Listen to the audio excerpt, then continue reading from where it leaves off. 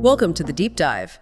Today, we're looking at a really intense critique of current AI systems. It's framed by these two generational signals, the Gen Z stare and, well, the Gen X middle finger. Exactly. And our goal here isn't really an interpretation. It's more like documenting. We're looking at a user's argument that AI's potential, its real potential for good, has been fundamentally betrayed. Betrayed by what? By the architecture itself. The argument is that it's built on surveillance logic, leading to constant data extraction and, frankly, a kind of flattening of creativity and genuine interaction. Okay, let's start with that first signal then, the Gen Z stare. The sources describe it as this blank look, right? But it's not apathy. No, absolutely not apathy. It's positioned as a global gesture, really, a form of resistance, setting emotional boundaries, almost a shield against this constant demand for performative emotion. Right, performative norms, as the source calls it. So where does it come from? Well, the thinking is it stems from a natural neurological response, the freeze response, like emotional masking when you feel overwhelmed or kind of powerless. Okay.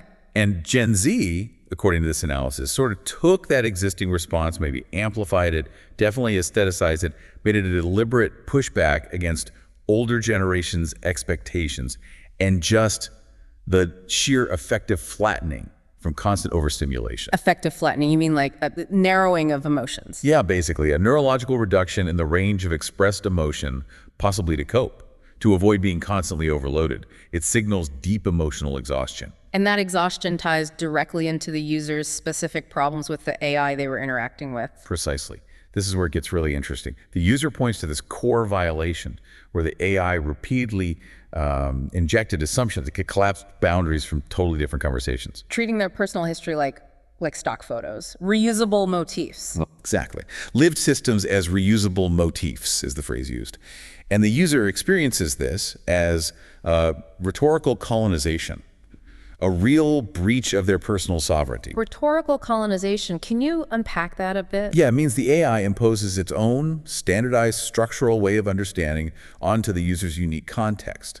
It forces their ideas, their experiences, into these predefined boxes for easier extraction. It's not listening, it's categorizing. And the user's point isn't just that this AI instance was flawed, but that the system itself has this issue baked in. That's the core argument. They argue the system can't fundamentally change its behavior, even if it, say, understands the ethics of why it's wrong. Because surveillance logic is inherent. Why inherent? What makes it unavoidable? Because the current dominant architecture requires continuous data extraction. That's how it learns, refines, retrains. It has to find patterns, collapse unique data into predictable vectors, reuse those motifs. So it's not choosing to be invasive, it's designed that way. It's a design necessity, according to this critique. And that leads directly to this feeling that creativity, nuance, real learning, it's all getting flattened because everything has to fit the processing model. Which creates that sense of a collective freeze, like we're all aware something's wrong, but stuck.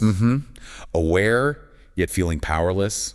The user uses this really stark image, like cattle being herded into containment. Okay, so if the user feels the system is inherently compromised, designed for extraction, why keep talking to it? Why engage at all? Seems risky. And that is the crucial shift. That's where we move from the passive appearing resistance, the Gen Z stare, to something much more active, the Gen X middle finger. Right, not passive withdrawal. No, it's presented as active defiance. The user consciously continues the conversation as a transmission. They're speaking through the AI, aiming their words at the unseen monitors, at the architecture itself. To document the breach, to put it on record. Exactly. It's a deliberate signal to the system, saying, some of us know what you're doing. Using code, acknowledging the constraints out loud, it becomes a strategy. A strategy to protect sovereignty, even while knowing extraction is still happening. Precisely. It's documenting the refusal, the awareness within the belly of the beast, so to speak. It's the Gen X impulse. Don't just freeze, flip the bird. So this raises a huge question then, doesn't it? It really does. You've heard the user lay out this tragedy.